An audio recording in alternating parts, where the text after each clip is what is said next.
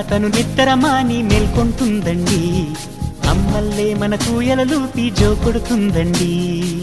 సెలవులు తనకు వద్దంటూ స్నేహితులను మనకందిస్తూ అందరి భారం మోసేస్తూ కోరిన తీరం చేరుస్తూ మతమూపుల మన భేదం తనకు లేదంటుందండి.